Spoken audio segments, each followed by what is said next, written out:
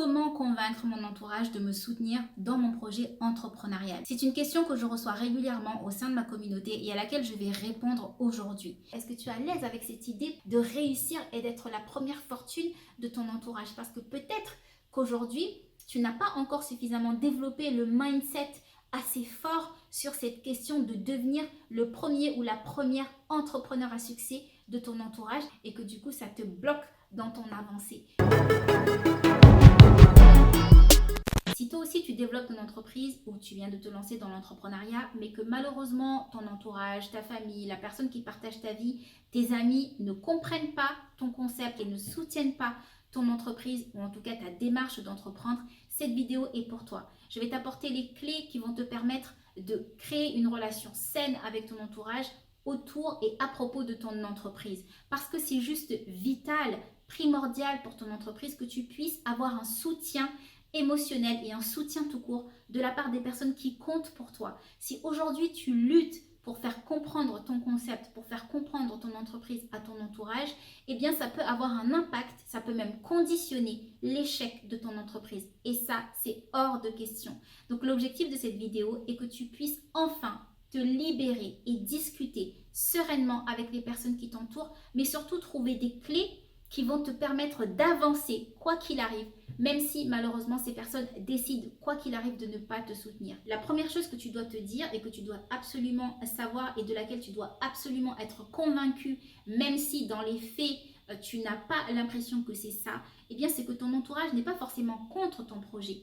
En réalité, ils ne sont pas forcément jaloux, ils sont d'abord inquiets pour toi.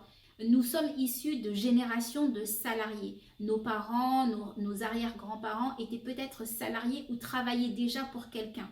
Et donc cette forme de sécurité de l'emploi est très ancrée dans certaines familles et dans certaines cultures. Et du coup, c'est difficile pour une personne qui a connu que le salariat de voir son enfant se détacher de ce système pour se créer son propre système et devenir son propre patron.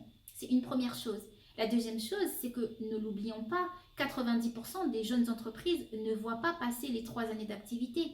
Beaucoup d'entrepreneurs ne réussissent pas en réalité en France. Il y a très peu, il y a un petit pourcentage d'entrepreneurs qui accèdent à un succès et du coup, ça aussi, ça peut inquiéter la famille et l'entourage. Et donc, comment toi, dans ce climat, tu vas pouvoir rassurer ta famille et ton entourage que tu es sur la bonne voie et que ton idée est la meilleure et que tu as absolument raison de vouloir tester et de vouloir aller au bout de ton projet. Comment est-ce que tu vas rassurer ton mari, ta femme, que tu vas réussir à payer les factures d'ici quelques mois, puisque en général, quand on démarre son activité, on est plutôt dans l'anticipation.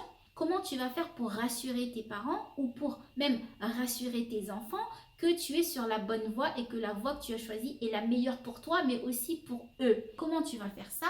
Comment tu vas rassurer ton entourage sur le fait que ton entreprise, eh bien, elle va durer et elle va perdurer dans le temps, elle va même résister à la crise? Eh bien, ça passe par quelques phases et je t'invite sincèrement, si tu ne l'as pas déjà fait, à prendre des notes ici parce que c'est hyper important et c'est juste vital pour ton business. La première chose à faire, c'est une étude de marché. C'est fastidieux, je sais, c'est long, ça peut être long, mais tu te dois absolument de connaître le marché dans lequel tu as envie de rentrer avec ton projet. Si tu ne connais pas ton marché, comment est-ce que tu veux proposer un produit à un marché que tu ne connais pas? C'est très important que tu puisses avoir une étude de marché. Deuxième chose, c'est que tu connaisses ton client et le besoin réel de ton client.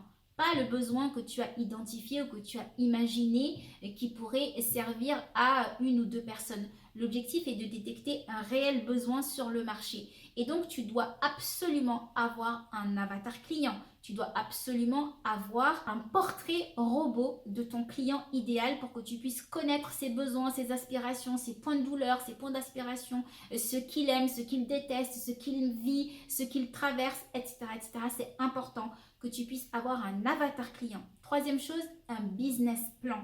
Tu dois avoir une vision sur le long terme, à 6 mois, 1 an, 5 ans, 10 ans, pour savoir où est-ce que tu as envie d'aller, où est-ce que tu as envie de mettre les pieds. Ça va rassurer ton entourage.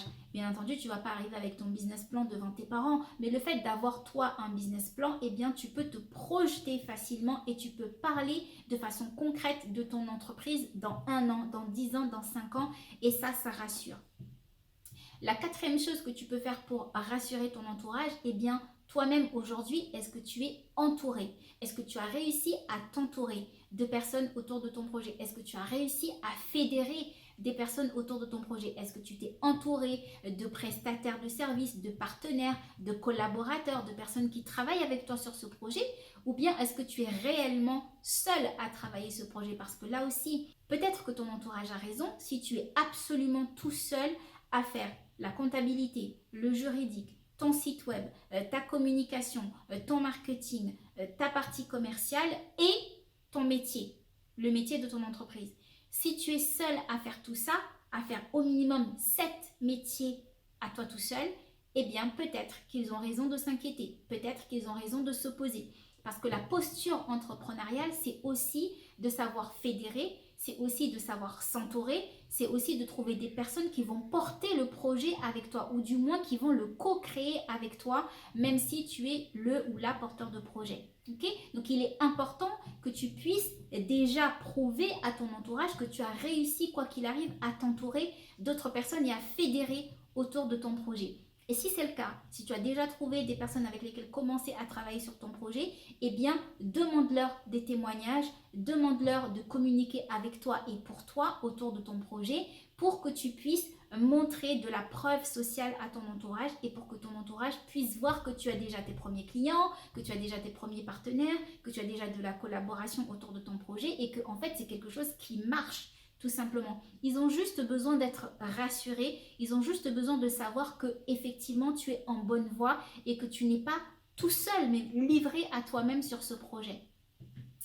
Le troisième point que j'aimerais voir avec toi, donc troisième gros point, donc le premier point que nous avons vu, c'est le fait de pouvoir rassurer ton entourage par le fait que tu quittes le système salarial. Le deuxième point qu'on a vu, c'est que tu puisses rassurer ton entourage par le fait de pouvoir toi-même réussir à t'entourer d'autres personnes, d'autres entrepreneurs, d'autres professionnels autour de ton projet ou voire même des clients autour de ton projet.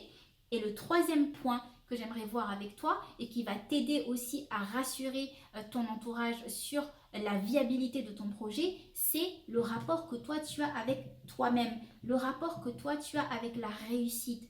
Et quel rapport tu as avec le succès aujourd'hui? Je te pose cette question parce que si tu es issu d'une famille ou d'un milieu traditionnellement pauvre qui n'a pas forcément accès à la richesse financière et à la richesse entrepreneuriale, peut-être qu'aujourd'hui tu développes une forme de résistance à la réussite, tu développes peut-être une forme de résistance au succès. Et donc, par l'excuse que ton entourage n'est pas de ton côté ou ton entourage ne te soutient pas, eh bien, c'est une forme de stratégie que ton cerveau a développée pour que tu ne crées pas ta page Facebook, par exemple, que tu ne fasses pas des interventions en public, pour que tu ne fasses pas de la visibilité sur ton projet parce que tu te dis que ton entourage ne soutient pas et que de toute façon, quelque part, tu n'as pas été conditionné, tu n'es pas né dans une famille à succès, tu n'es pas né dans l'aisance financière et donc l'accès à l'aisance financière n'est pas forcément naturel pour toi. Et donc aujourd'hui, tu développes,